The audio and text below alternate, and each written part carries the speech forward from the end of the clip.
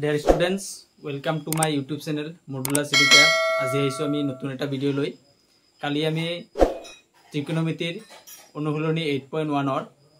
9 number প্ৰশ্নলৈকে সমাধান কৰিছিলো। আজি 10 নম্বৰ প্ৰশ্নৰ পৰা আৰম্ভ কৰিম।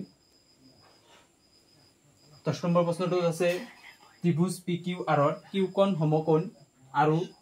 PR plus QR equal to 25 আৰু PQ equal to 5 cm আৰু কৈছে sin P cos P আৰু tan P ৰ মান উলিওৱা। কি কোৱা আছে ত্ৰিভুজ PQR এখানে ত্ৰিভুজ PQR এটা আঁকি লৈছো আৰু ইয়াতে Q কোণটো সমকোণ আৰু কি উলাব দিছে আৰু কোৱা আছে কি PR plus QR এই দুটা প্লাস কৰিলে হৈ যাব কৈছে 25 আৰু কৈছে PQ এই PQ বাহুটো কৈছে 5 cm এটো 5 cm কোৱা আছে। তো আমি কি কৰিম এই দুটা সেপাৰেট কে উলাই লম যে এই দুটা ভ্যালু কিমান হ'ব কি দিয়া আছে যে PQ equal to 5 cm এটো দিয়া আছে আৰু কি কৈছে যে PR plus QR equal to 25 কোৱা আছে তেনলে PR কি হৈ যাব PR হৈ যাব 25 minus QR এতিয়া আমি পাইথাগোরাস সূত্রমতে কি পাও যে কর্ণ স্কয়ার মানে PR স্কয়ার equal to লম্ব স্কয়ার plus ভূমি স্কয়ার ইয়াতে PR মানে কি PR হৈ আছে 25 minus QR বহাই দিছো এটো যদি 1 নম্বৰ দি লও 1 নম্বৰ পৰা পাইছো equal to PQ মানে 5 স্কয়ার plus QR স্কয়ার থাকিল এটো a minus b whole square formula a square minus 2ab plus b square equal to 25 plus QR square 25 square করলে 625 minus 25 to the 50 QR plus QR square equal to 25 plus QR square দুই ফালে কি আছে a QR square plus a QR square plus তে plus plus কটা গল উপৰখিনি মহাৰি লৈছো এতিয়া আছে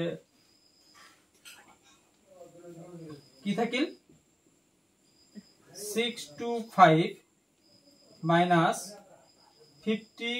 QR a 25 এই ফালে আহি তেনলে হ'ব -25 equal to 0 625 আৰু 25 গলে 600 minus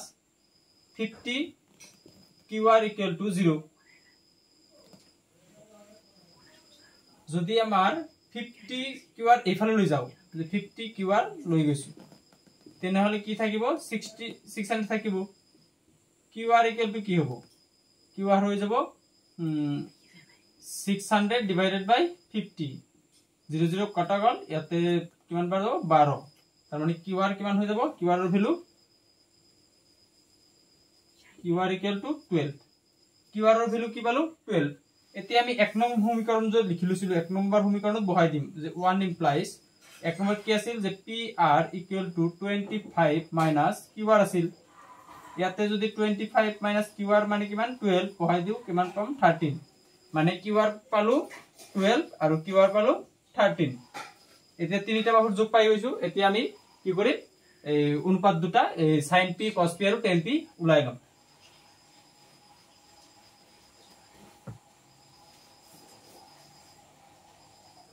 এতেকে sin P কি হ'ব sin P হলে লম্ব বাই কর্ণ লম্ব হৈ আছে QR বাই PR QR হল 12 আৰু PR হল 13 cos P কি হ'ব ভূমি হল PQ বাই কর্ণ 13 নহয় PR মানে PQ কিমান 5 বাই 13 আৰু কি ওলাব দিছে tan P হ'ব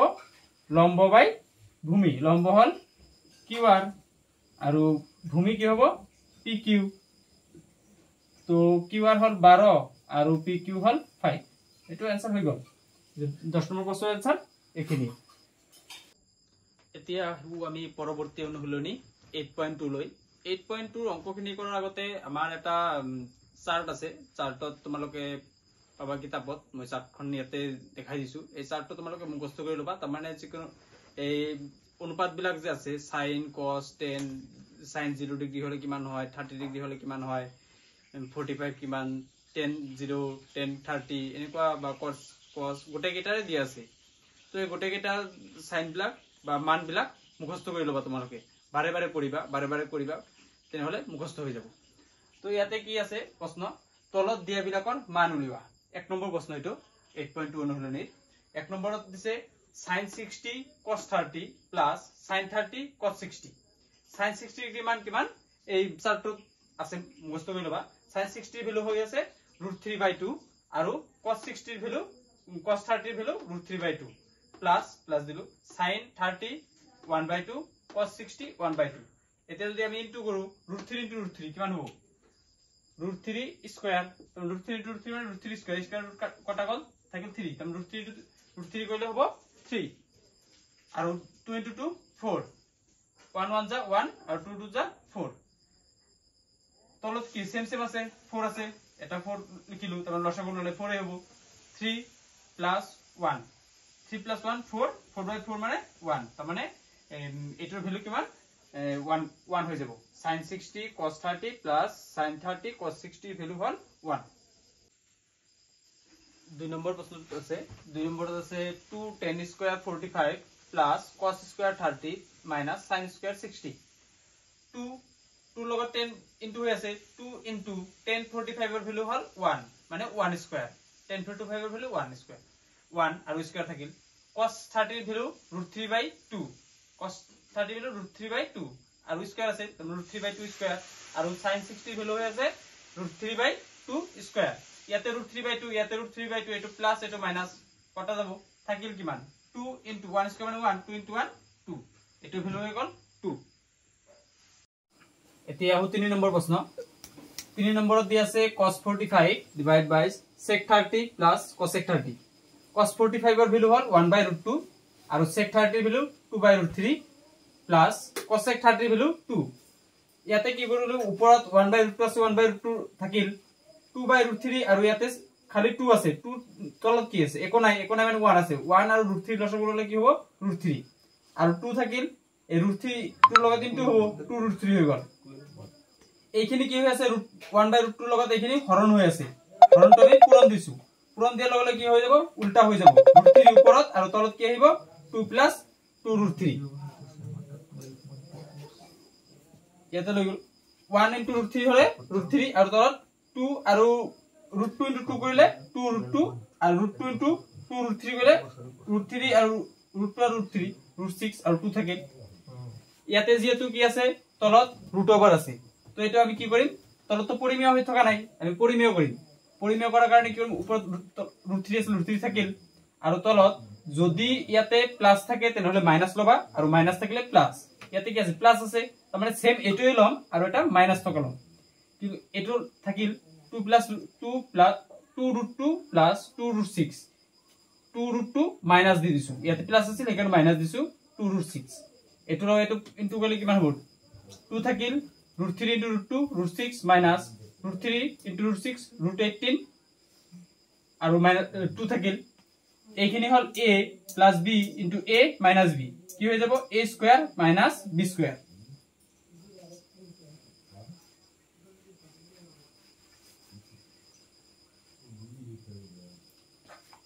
ইয়াতে কৈছো 2 √6 minus 2 √18 ইয়াতে কিমান হ'ব 2 √2 আৰু স্কয়াৰ কট 2 স্কয়াৰ কৰিলে হ'ব 4 ইনটু কিমান হ'ব 2 স্কয়াৰ আৰু √over কটা গল মাইনাস 2 স্কয়াৰ কৰিলে 4 ইনটু স্কয়াৰ ৰুট কটা গল 6 কিমান থাকিব ওপৰত 2 √6 minus 2 √18 এই √18 কি লিখা যায় √18 মানে 18 যদি আমি কৰো 2 দি যাব 9 আৰু 3 3 তাৰ মানে ই হৈ যাব এটো হৈ যাব 3 √2 তলত কি 8 minus 24 কিমান হ'ব 2 √6 minus 6 √2 divided by minus কৰিলে কিমান হ'ব -16 ইয়াৰ পৰা যদি আমি 2 কমন লও 2 √6 plus 3 √2 divided by 16 2 কাটিলে হ'ব 8 ইয়াতে মাইনাস থাকিব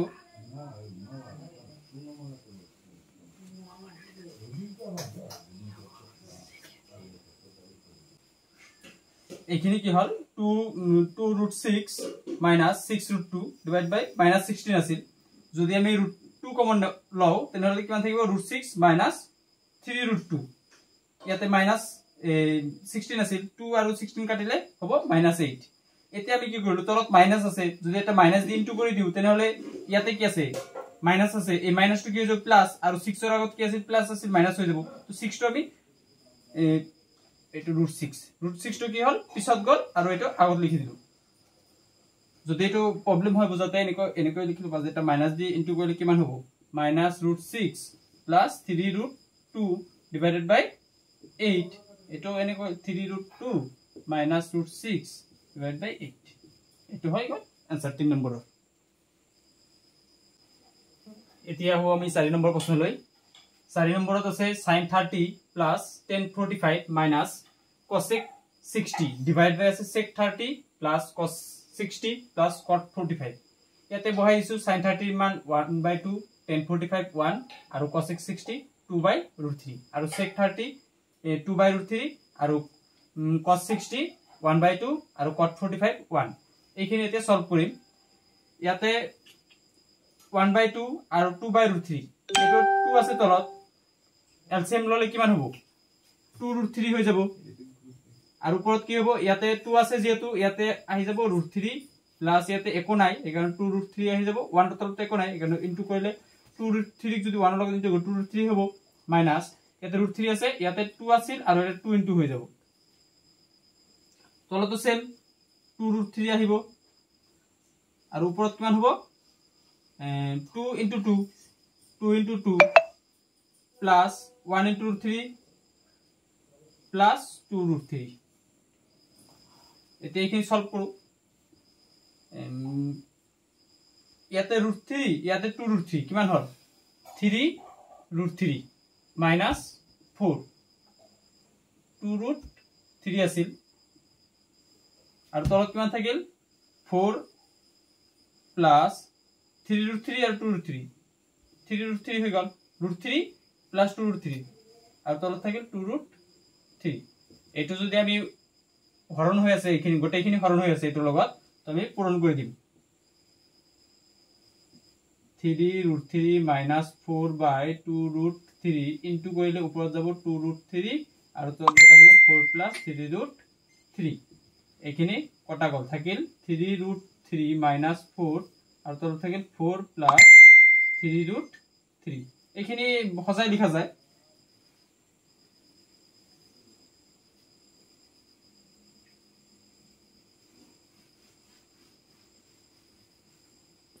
এইখিনি সজাই লিখা যায় ফটো এই ফটো পিছত লিখি এটো এনেকৈ লিখা যায় 3√3 minus 4 আছে ইয়াতে যদি এনেকৈ লিখি দিও 3√3 plus 4 তো লিখিব পাৰো যেটো এটো প্লাস হৈ আছে এটো আমি কি কৰিম এতিয়া হৰটো পৰিমেয় কৰিম হৰ পৰিমেয় কৰিলে কি হ'ব 3√3 plus 4 আছিল এটা কি লব লাগিব মাইনাস 3√3 minus 4 ইয়াতে কি আছে 3√3 minus 4 আছে ইয়াতে যেহেতু minus 4 দিছো আৰু এটাও minus 4 দিব লাগিব এই দুটা কি আছে সেম আছে এটোর এটো সেম তেনহলে হোল স্কয়ার হৈ যাব 3√3 minus 4 হোল স্কয়ার দিলো আৰু এটো a plus b into a minus b মানে a square minus b square এইখিনি যদি সলভ কৰো এইখিনি কি হৈ আছে a minus b whole square মানে a স্কয়ার a মানে 3√3 a square minus 2 a b plus b square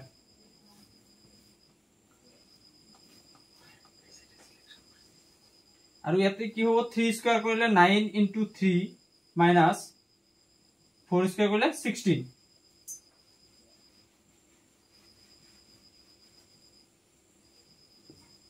3√3 মানে স্কয়াৰ আছে 3 স্কয়াৰ কৰিলে 9 into 3 minus 3 into 2 into 3 6 into 4 24